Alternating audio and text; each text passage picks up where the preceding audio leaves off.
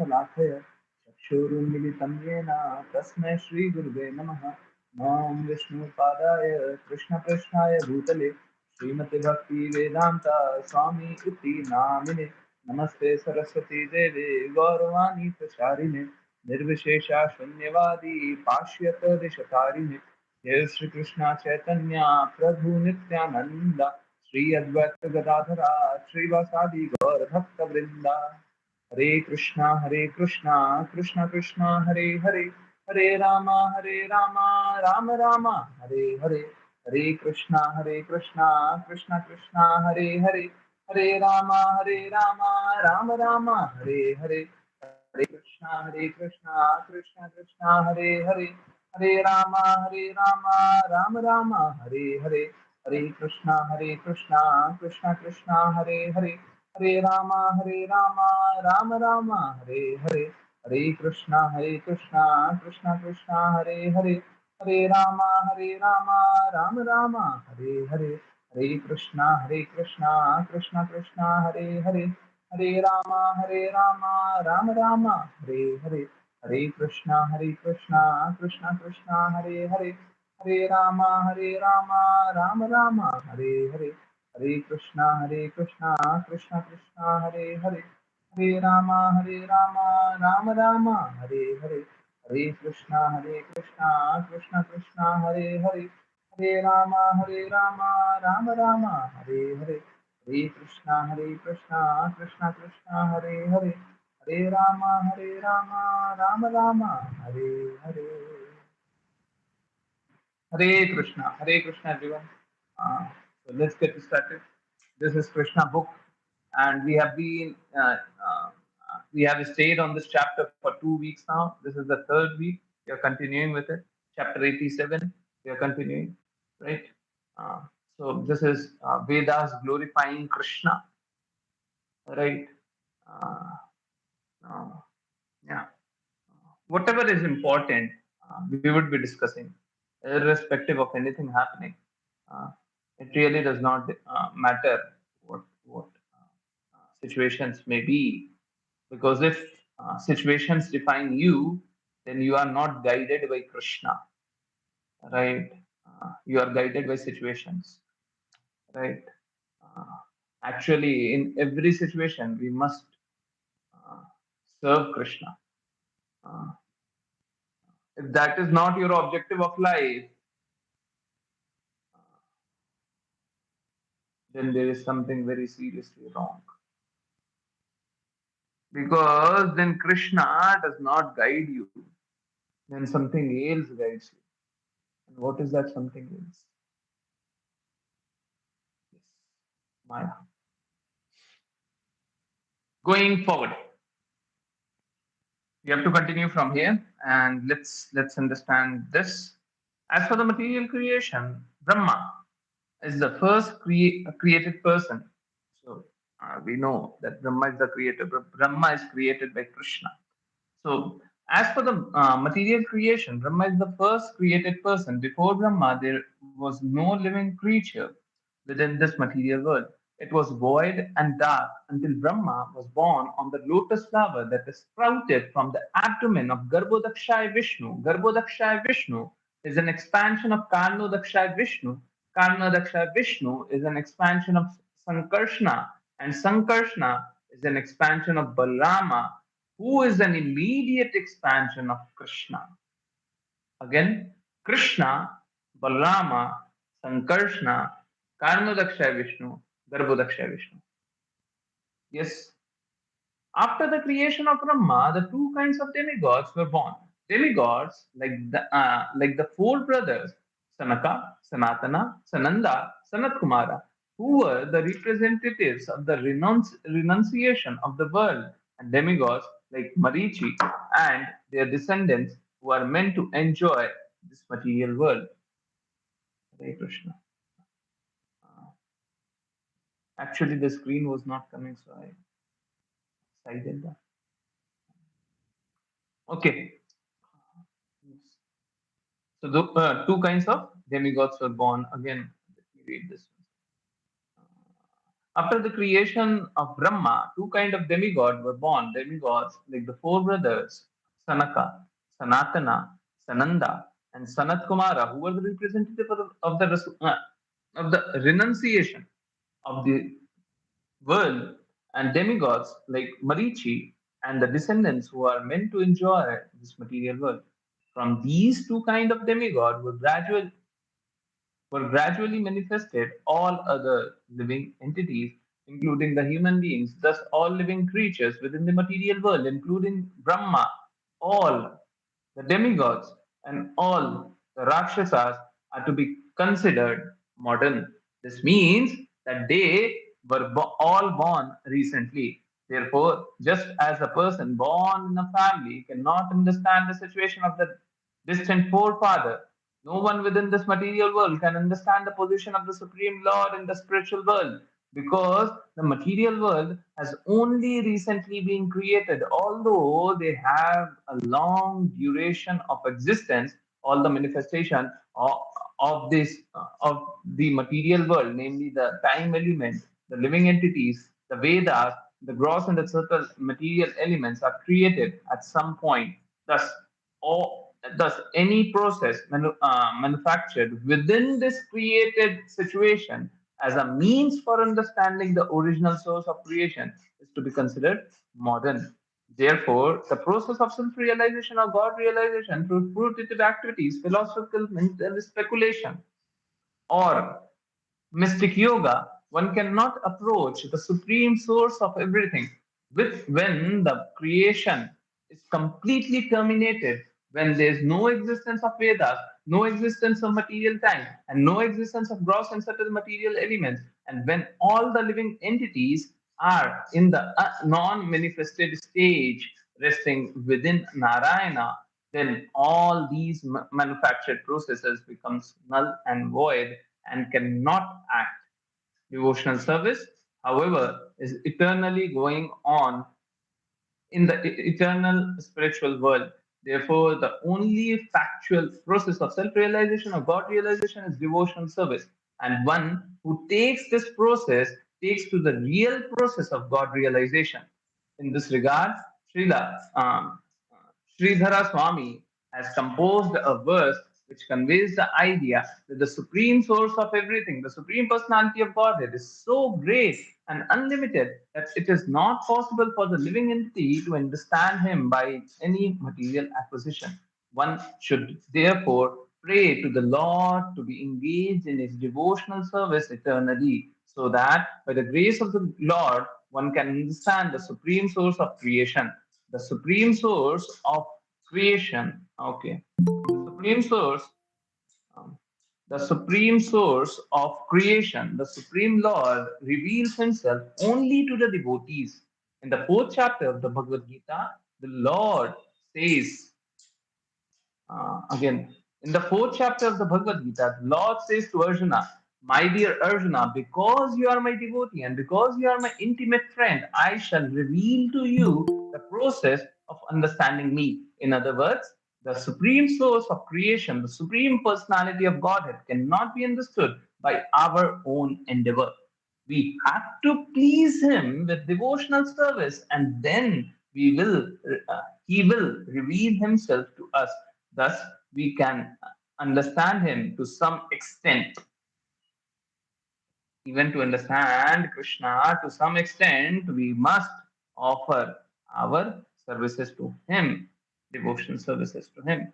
We cannot understand him through mental speculation. Again, in this regard, a Facebook post which has been posted yesterday is very, very, very instrumental. I consider it one of the best posts.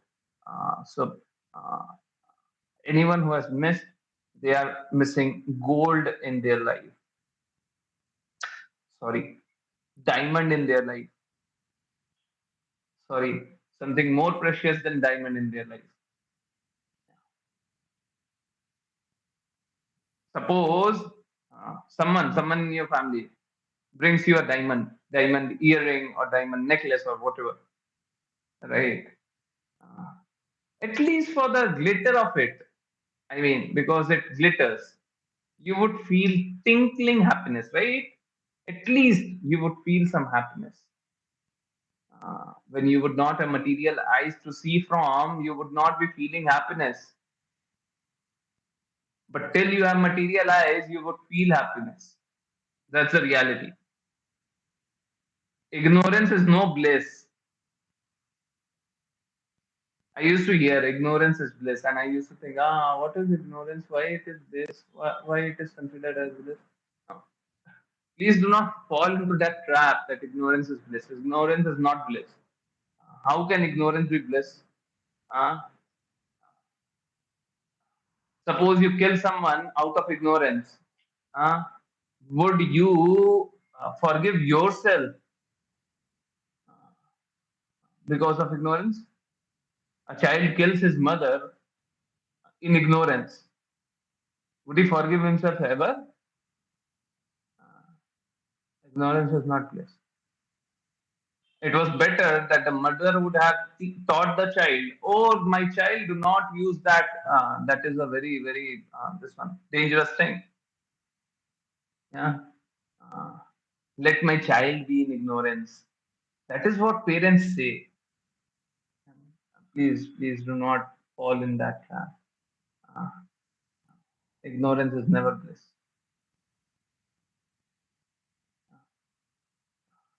You should try and understand.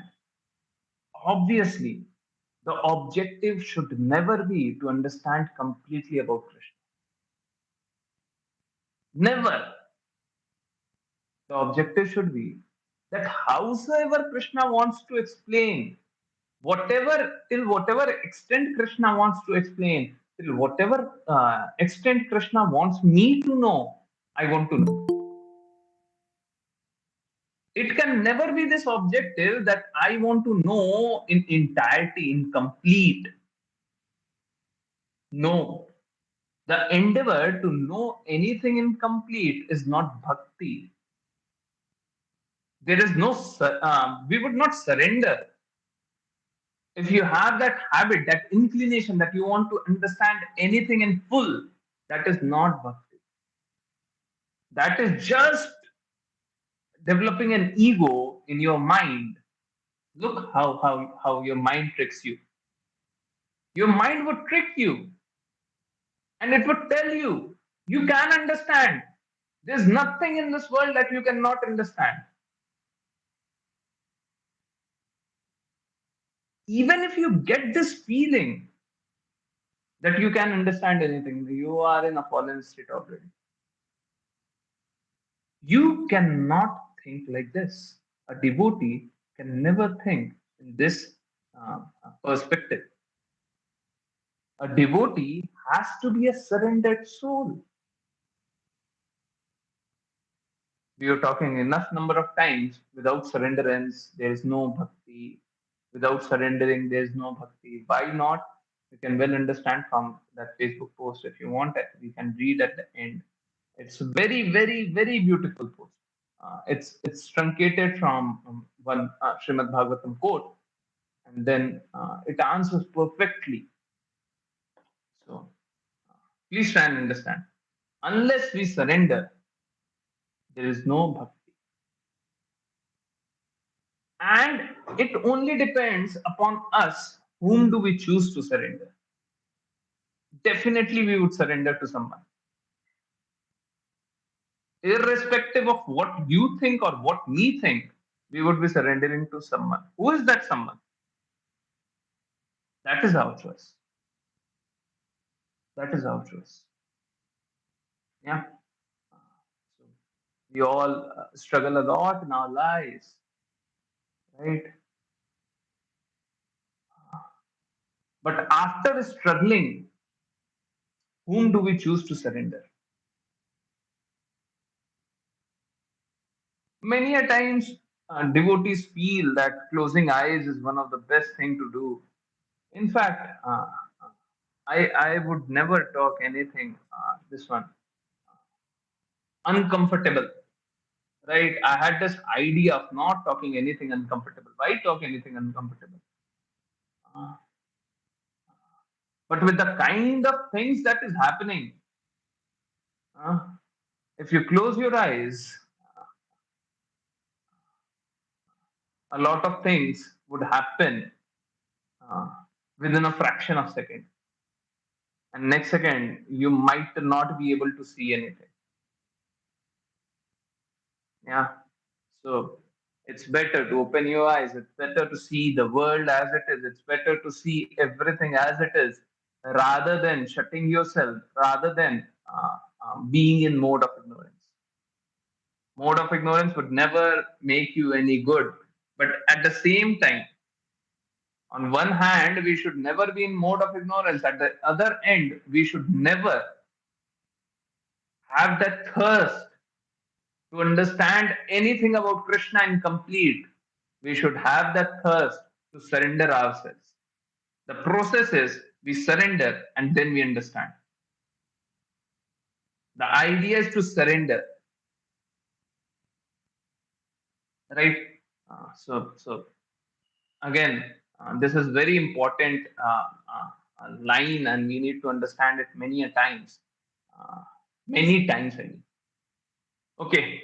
In other words, the supreme source of creation, the supreme personality of Godhead, cannot be understood by our own endeavor. Now, this is very, very important. I'm reading it once again. In other words, the supreme source of creation, the supreme personality of Godhead, cannot be understood by our own endeavor.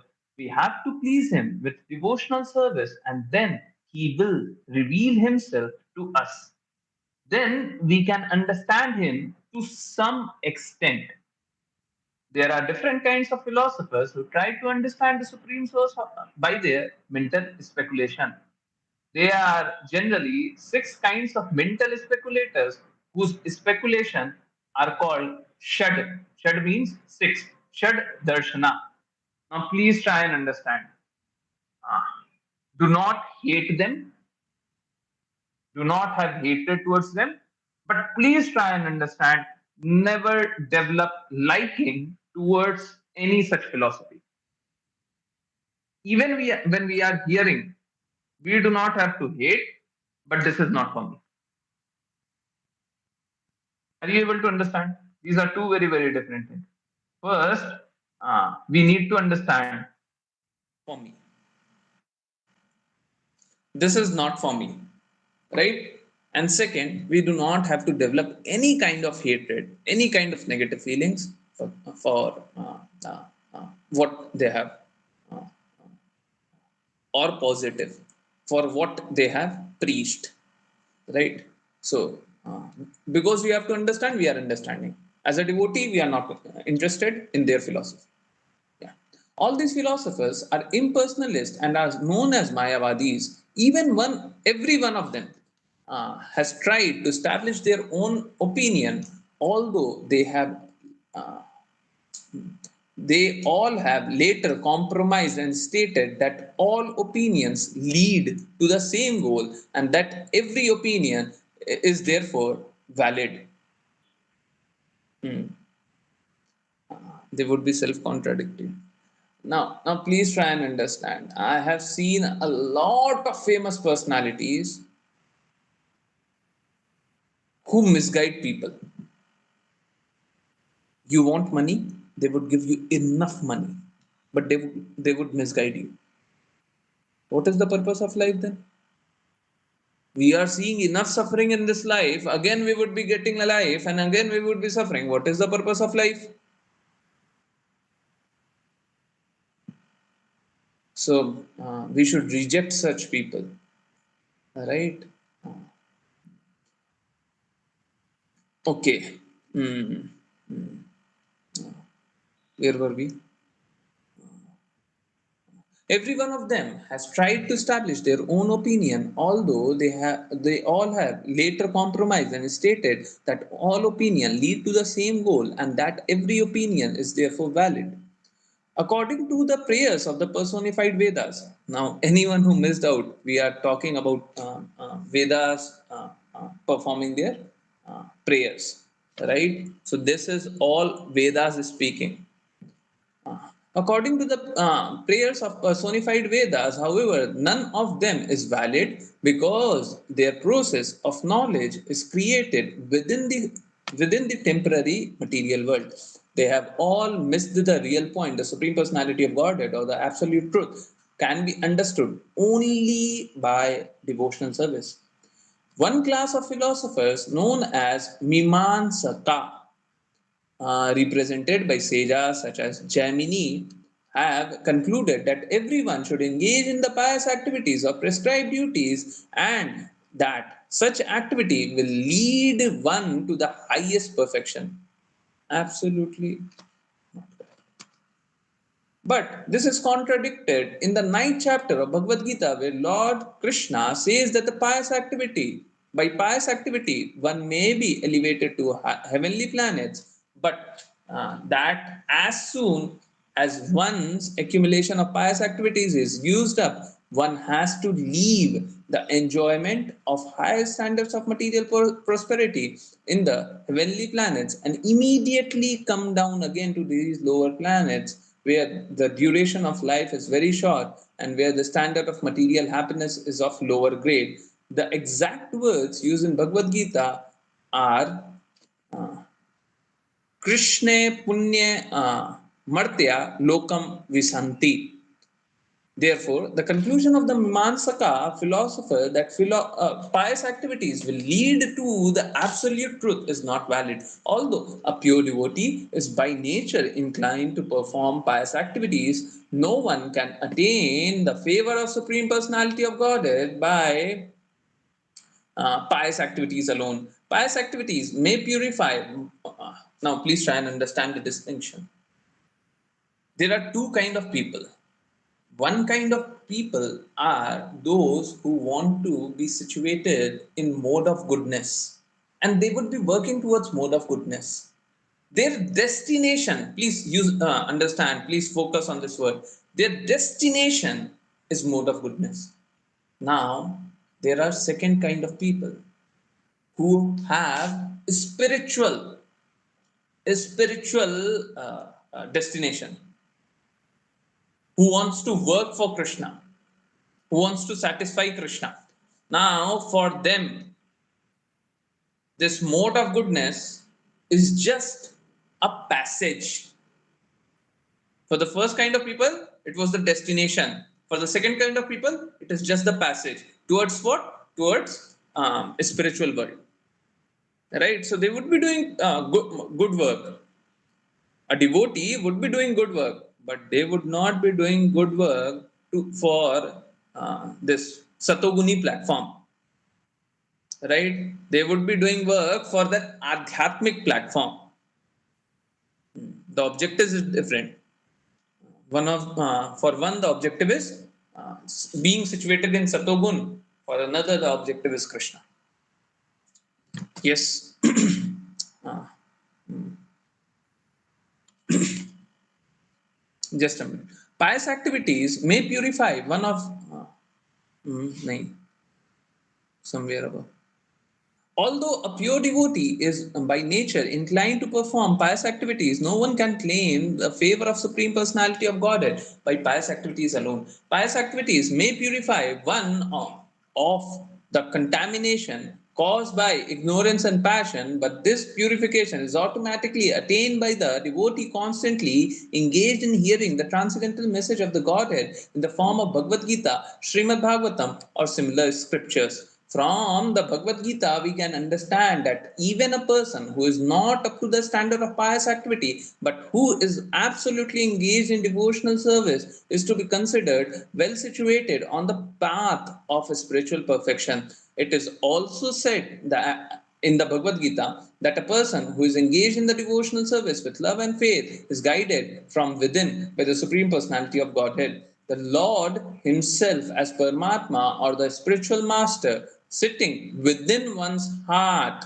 gives the devotee exact direction by which he can go back to Godhead. The conclusion of the Mimamsaka philosophers is not actually the truth which can lead one to real understanding. Similarly, there are Sankhya philosophy, metaphysicians, and materialistic scientists who study the cosmic manifestation by their invented scientific method and do not recognize the Supreme Personality of Godhead as the creator of the cosmic manifestation, they wrongly conclude that the reactions of the material elements are the original cause of creation.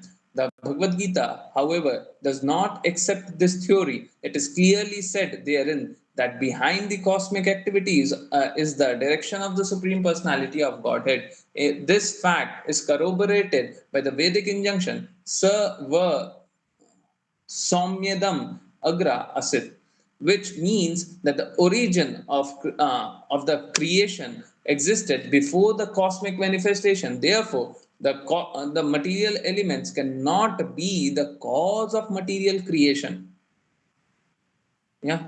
So, uh, uh, scientists say because we have Panch Tattva, so Panch Tattva body is made.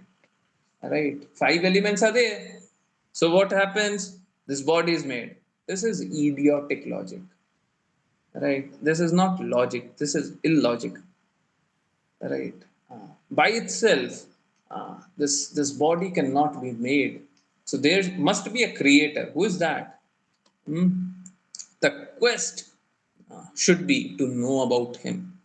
Therefore, the material elements cannot be the cause of material creation. Although the material element are accepted as immediate cause of the uh, uh, um, uh, immediate causes, the ultimate cause is the Supreme Personality of Godhead Himself. The Bhagavad Gita says, therefore, the material nature works under the direction of Krishna. The conclusion of atheistic Sankhya philosophy is that because the effects, the phenomena of this material world are temporary or illusionary, the cause is therefore also illusionary. The Sankhya philosophy are in the favor of voidism. But the actual fact is that original cause of the is the Supreme Personality of Godhead, and that this cosmic manifestation is the temporary manifestation of his material energy. When the temporary manifestation is annihilated, its cause, the eternal existence of this spiritual world, continues as it is, and therefore the spiritual world is called Sanatan Dhama. We talk a lot about Sanatan Dhama these days. Yes, so the word comes from the eternal abode. Yeah, so that's the meaning of Sanatan Dharma. The conclusion of the Sankhya philosophy is also therefore invalid. Then there are philosophers headed by Gautama and Kannada. They have minutely studied the cause and the effect of the material element and have ultimately come to the conclusion that atomic combination is the original cause of the creation. At present, the materialistic scientists follow the footsteps of Gautama and Kannada, who propounded this philosophy called Paramanuvada. This theory, therefore, sorry, cannot be supported for the original cause of everything, not even inert atoms. This is confirmed in the Bhagavad Gita and Srimad Bhagavatam as well as the Vedas, wherein it is stated, Eko Narayana Asit. Only Narayana existed before the creation. Srimad Bhagavatam and the Vedanta Sutra also say that the original cause is the sentient and both indirectly and directly cognizant of everything within the creation. In the Bhagavad Gita, Krishna says, Aham Sarvasva Prabhava. I am the original cause of everything, and Matta Sarvam Parivartate. From me, everything comes into existence. Therefore, atoms may form the basic combinations of material existence, but these atoms are generated from the Supreme Personality of Godhead. Thus, the philosophy of Gautama and Kannada cannot be supported. Similarly, impersonalists headed by Ashtavakra and later by Shankaracharya accept the impersonal Brahman effulgence as the cause of everything. Uh, According to their theory, the material manifestation is temporary and unreal, whereas the impersonal Brahman effulgence is reality. But this theory cannot be supported either, because the Lord Himself says in the Bhagavad Gita that the Brahman effulgence rests on His personality. It is confirmed in the Brahma Samhita that the Brahman effulgence is the personal bodily rays of Krishna. As such, the Brahman cannot be original causes of the cosmic manifestation, the original cause of all perfect, sentient personality of Godhead, Govinda. The most dangerous theory of the impersonalist is that when God comes, now this is laughed upon in Bhagavad Gita as well. The most dangerous theory of impersonalist is that when God comes as an incarnation, He accepts a material body created by the three modes of material nature. The Mayavada theory has been condemned by Lord Chaitanya as most offensive. He said that anyone who accepts the transcendental body of the personality of Godhead to be made of material nature commits a greatest offense at the lotus feet of Vishnu. Similarly, the Bhagavad Gita also states that when the Lord, when the personality of Godhead descends in a human form, only fools and rascal deride him. This actually occurred when Lord Krishna, Lord Ram, Lord Chaitanya moved within human societies as human beings. The personified Vedas condemn the impersonal conception of the gross misrepresentation. Yeah, just a minute.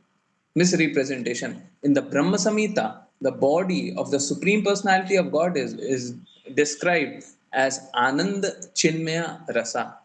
The Supreme Personality of Godhead possesses a spiritual body, not a material body. He can enjoy anything through any part of his body. All senses can work for any other senses. His eyes can eat, nose can what? Nose can see, whatever. Look, our senses are imperfect. Senses means what? Now, our senses, our nose is limited to the point that it can, limited to the point that it can only smell, right? It is limited. Krishna's senses are not limited. Therefore, Krishna can uh, use any of his senses for any other thing, right? Uh, so he can enjoy anything and do everything with any of his limbs. Acceptance of the supreme personality of uh, acceptance of the supreme body of the Lord as material is dictated by the tendency to equate the supreme personality of Godhead with the conditioned soul. Actually, this is very, very sinful. You know why? Uh, when we fell down, what did we do? We actually saw the opulence of Krishna and we wanted to enjoy those opulence of Krishna, right? We wanted to enjoy money, we wanted to enjoy fame, we wanted to enjoy sense gratification, a lot of things. So Krishna said, if you want to enjoy, go down. Now, in this fallen material world, the only process of elevation to the spiritual platform is just to surrender. We have seen enough number of times that Vedas are confirming that we have to do what? We have to surrender onto Krishna and do devotional service onto Krishna. Now, Vedas are doing it. Vedas are telling it. So, now please understand. Suppose someone equates himself or herself to Krishna in any which way, in a smallest of way. My mind is very, very intelligent. My mind is like God. Hmm? I was just hearing I have to hear some materialistic talk as well. Sometimes I hear, my mind just gives up back. If given an opportunity, I would go down there and I would just fight with them, these impersonalists. Now someone was saying, time is very powerful. Even God is conditioned by time. Hmm? Now, this is their pathetic understanding of everything. Now, why these kind of understanding would come? These would only come when we would equate ourselves with Krishna. And we would never surrender to Krishna. We would never get elevated to the spiritual platform. And we would always be stuck in this material platform. If we have this tendency ever to equate anyone with God, now please understand this part. It's very easy to understand. The earlier part was difficult. Now this is very easy. Suppose, uh, you have your father, right? Now please understand this to be ideal world, right? Someone's father is not good. Please do not consider that situation. Everyone's father is perfect, right? Very, very good father, right? But now, when you see anyone, you consider him to be equal to your father, right? You equate that person to be your father. What would happen? If you keep on doing it, what would happen? What would happen in your mind? How would you start thinking? Because please try and understand, our mind would cheat us all the time. And it's very easy to be cheated by our mind. How would our mind work then? Our esteemed position in our mind for our father would be maligned by a fallen position of someone else. Right? We would equate everyone is father, this is my father, that is my father, that is my father, everyone is my father, father, father, father, father. Now, what would happen? You would lose that respect for your father. You must have some elevated position for your father. Correct? Is for you, everyone is your father. How's your father that important? Correct? Similarly, what would happen if we keep on saying, just by saying or hearing, again, when you hear anyone say this, you must develop this habit of saying in your mind at least.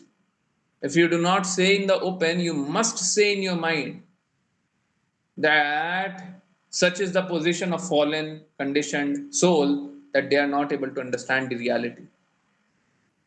If you keep on ignoring, what would happen? Your mind would hear, and your mind would hear, and your mind would hear, and then your mind would speak the same thing. Are you able to understand? Suppose you see hatred all around. Every day and night you are seeing hatred. What would you develop into? Slowly and slowly, hatred would get into you, and you would develop an hatred attitude towards everyone because you are seeing hatred, right? But suppose you are seeing hatred and you are saying, such is the position of fallen conditioned soul who have nothing but hatred to spread. What would you understand? That they are unfortunate, they are not able to understand. How would you react then? You would value peace over hatred. You would value happiness over sadness. You would value good over bad. Right? Else, what would happen? You would just hear, and you would become one of them. So this is very important that You must not hear anything about Krishna and be okay with it. You must retaliate, at least in your mind. At least you must tell to yourself, how low can they go? What is their fallen position? Else, your mind would come and cheat you. And please do not blame your mind then, because you have conditioned your mind. When everything was going wrong, you did not tell your mind that no, this is wrong. Your mind picked up from there and accepted and started doing it, started replicating. So we must condition our mind, and Arjuna said this in Bhagavad Gita. Uh, it's very difficult to control our mind. Yeah. Okay, so if controlling the mind is very difficult, then we should use our mind in the right sense. It's like our car, right? Suppose you are driving and your brake is failed, right? Now, when your brake is failed and you have to drive, right? You would somehow try to lower the speed, and somehow that car should speed down, and sometime it should stop. Yeah. You would try slowly you would try, but then you cannot let this car uh, as it is, right? So when things are not in your control, what should you do? You should guide it towards the right path. Maybe a mountain is there, right? You should move your car to uphill the mountain. Your car will slow down, and you would be safe. So similarly, we should use our mind for Krishna. Yeah. So then we would not be attracted towards bad things. Okay, he can enjoy anything and do everything with his limbs. So Krishna can do it.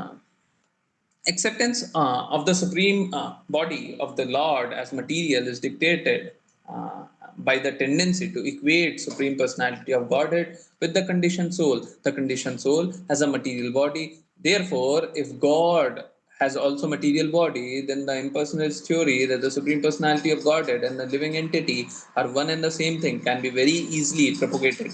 Factually, when the Supreme Personality of Godhead comes, he exhibits the non material body, and thus there is no difference between his childish body when he is lying in the lap of Mother Yashoda. He is so called grown up body fighting with the demons. In his childhood body, he has also fought with demons such as Putana, Trinvatara, Aghasura with strength and equal to that which he fought in his youth against demons like Dantavakra and Shishupal in material life. As soon as the conditioned soul changes his body, he forgets. He forgets everything of his past body. But from the Bhagavad Gita, we understand that because Krishna has a Sachidananda body, he did not forget instructing the sun god about the Bhagavad Gita millions of years ago. So Krishna remembered, and Krishna said this in Bhagavad Gita chapter 4. The Lord is therefore known as Purushottama because he is transcendental to both the material and spiritual existence. That he is the cause of all causes means that he is the cause of the spiritual world and of the material world as well. The Supreme Personality of Godhead is omnipresent and omniscient. Therefore, because a material body can be neither omnipotent or omniscient, Lord's body is surely not material. The Mayavada theory that the personality of Godhead comes within the material world with a material body cannot be supported by any means. It can be concluded that all the theories of the materialistic philosophers are generated from the temporary illusionary existence, like the conclusions in a dream. Such conclusions certainly cannot lead to the absolute truth. The absolute truth can be realized only through devotional service. As the Lord said in the Bhagavad Gita, Bhaktya mam avijananti. Only by devotional service can one understand me. Sridhara Swami has composed a nice verse in this regard, which states, "My dear Lord, let others engage in the false argument and dry speculation theorizing upon great philosopher Thesis. Let them toiler in the darkness of ignorance and illusion, falsely enjoying as if very learned scholars, although they are without knowledge of the Supreme Personality of Godhead. As far as I am concerned, I wish to be liberated simply by chanting the holy name and all beautiful Supreme Personality of Godhead, Madhava, Vamana, uh, Trinayama, Shankarsana, Shripati, Govinda, simply by chanting your transcendental names, O Lord, Madhupati, let me become free from contamination of this material existence. In this way, the personified Vedas said, Dear Lord, when a living entity, by your grace only, comes to the right conclusion about your exalted transcendental position, he no longer bothers with the different theories manufactured by mental speculators and so-called philosophers. This is a reference to the speculative theories of Gautama, Kannada, Patanjali, and Kapila. There are actually two Kapilas. One Kapila is the son of Kardana. Please. There are two Kapila. Uh, Whenever you hear Kapila, please understand there are two Kapila. One is atheistic Kapila, and another one is belong to the this one, right parampara. There are actually two Kapila. One Kapila is the son of Kardama Muni, is an incarnation of God, uh, and the other is the atheist of the modern age. The atheist Kapila is often misrepresented. So this is just like someone who has name of Krishna, who is living in material world, right, and who is atheist. Right. So this is like Kapila atheist. Uh, uh, okay. The atheistic Kapila is often misrepresented. Okay. The atheistic Kapila is often misrepresented to be the supreme personality of Godhead, Lord Kapila. Now, whenever you hear Lord Kapila, this is incarnation of Krishna.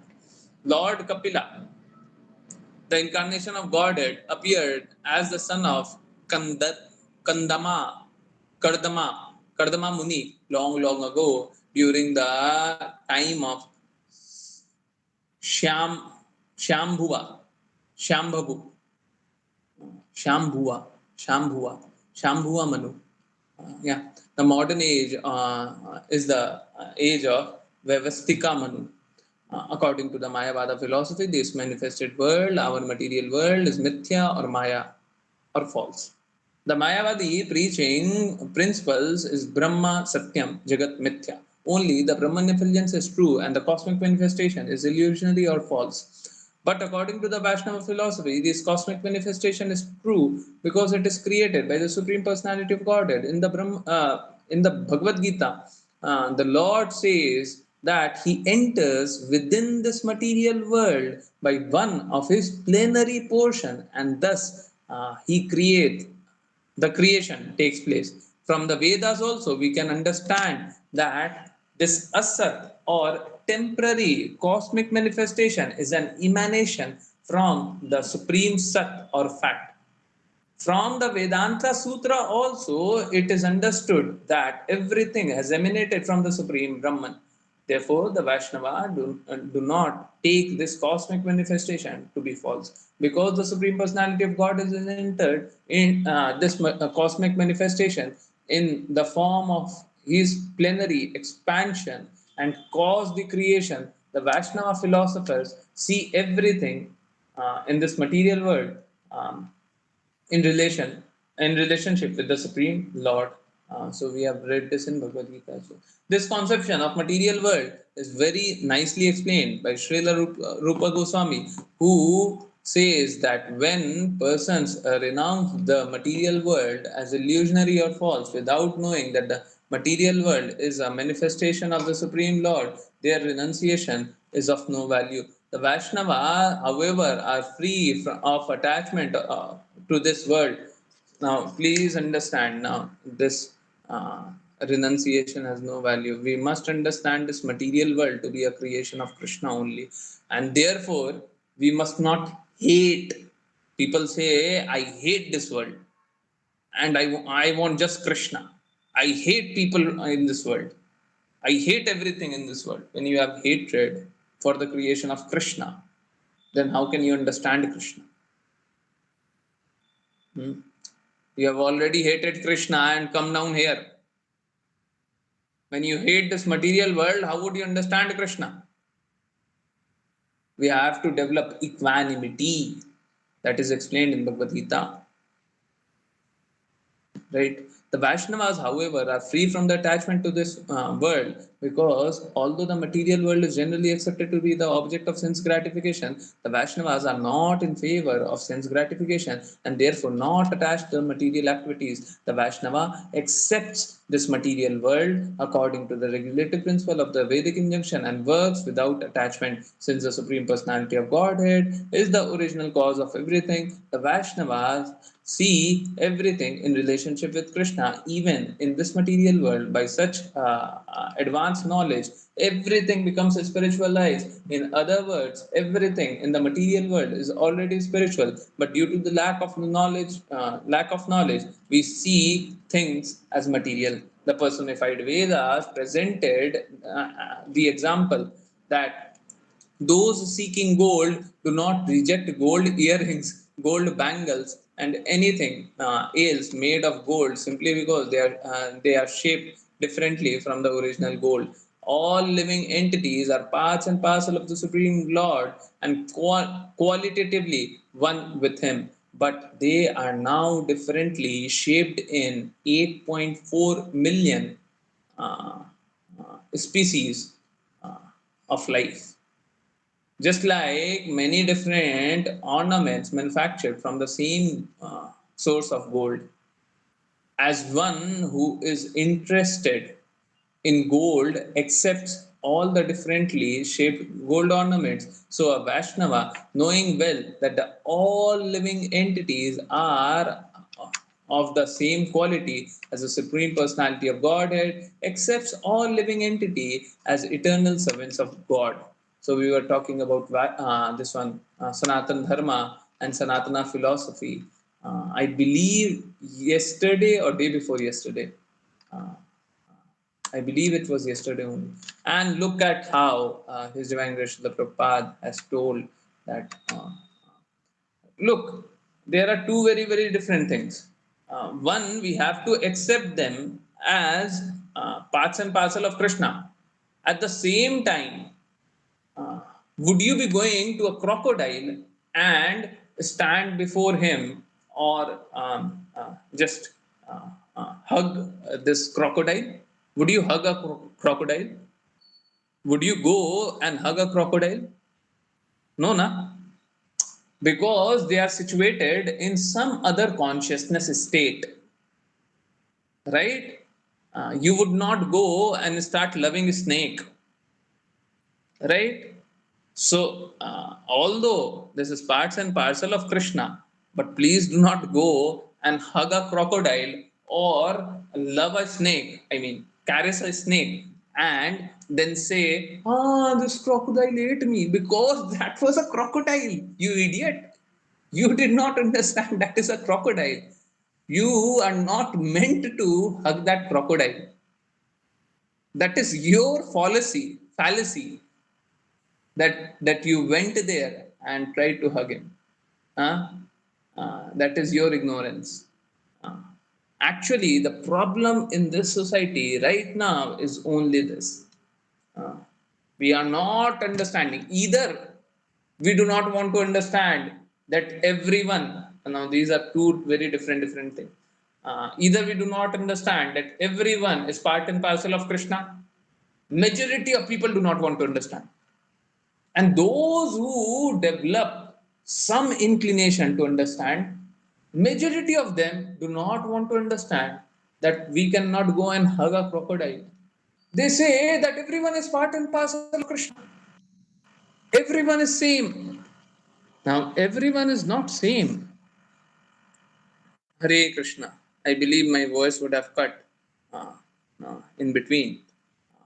I'm sorry. Phone was coming. I stopped it, but I don't know. The voice must be breaking in between. Yeah. So I was just saying that there are two kind of people. One who do not want to understand that we are parts and parcel of Krishna. Majority of them, majority do not want to understand. But the problem out here is even when those who understand that we are parts and parcel of Krishna, they just want to hug that crocodile. They want to say that everyone is born out of Krishna, so I would hug this crocodile. What is the problem in that? You would know after hugging that crocodile. Huh? You would not be alive. That's the only problem. Huh? A Vaishnava then has ample opportunity to serve. Okay, before this, one more line. As one who is interested in gold accepts all the different kind of gold ornaments, so a Vaishnava, knowing well that all living entities are of same quality as the Supreme Personality of Godhead, accepts all living entities as eternal servants of God. A Vaishnava then has an ample opportunity to serve the Supreme Personality of Godhead simply by reclaiming these conditioned misled living entities, training them in Krishna consciousness and leading them back home, back to Godhead. The fact is that the minds of the living entities are now agitated by the three material qualities, and the living entities are therefore transmigrating as if in dream from one body to another. When their consciousness is changed into Krishna consciousness, however, they immediately fix Krishna within their hearts, and thus their path towards liberation becomes clear. Hare Krishna. It is very clear. It is very clear. The path is very clear. We can move ourselves to this level very clearly. It's very easy. We have complicated it, right? The process is very simple. We have to just follow the process. But someone who does not want to follow the process, who does not want to surrender, neither there is any hope, nor can we do anything about it. Because without surrendering, there is no bhakti. Uh, Again, I would urge that Facebook post is gold, is diamond or whatever, right? Higher than anything. So yes, last post, please read. Thank you everyone for joining in. Please keep on joining. Please keep on chanting. Please keep on spreading Krishna's message and love. Many, many thanks. Let's do Vaishnav Pranam Mantra, and thereby, if anyone has any question, we may take it. Hare Krishna. Anyone? Yeah, Rashi Mataji. वाञ्छकल्पातरुभ्यश्च वाञ्छकल्पतरुभ्यश्च कृपासिन्धुभैव च कृपा सिन्धुभ्य एव च पतितानां पावनेभ्यो पतितानां पावनेभ्यो वैष्णवेभ्यो नमो नमः। वैष्णवेभ्यो नमो नमः। अनंत कोटि वैष्णव वृंद की जय His Divine Grace Srila Prabhupada की जय भगवद गीता की जय श्रीमद् भागवतम की जय सभी भक्तों की जय हरे Krishna Krishna Krishna Hare Hare, Hare Rama, Rama Rama, Rama Hare Hare, Hare Krishna, Hare Krishna, Krishna Krishna, Hare Hare, Hare Rama, Hare Rama, Rama Rama, Hare Hare, Hare Krishna, Hare Krishna, Krishna Krishna, Hare Hare, Hare Rama, Hare Rama, Rama Rama, Hare Hare. Hare Krishna, Hare Krishna, everyone. Hare Krishna, Hare Krishna. Many, many thanks for everyone to join in. If you have any question, please ask. Hare Krishna. More questions? So let's first uh, stop live. If anyone has still any question, they may ask. I'm stopping the live. No direct question.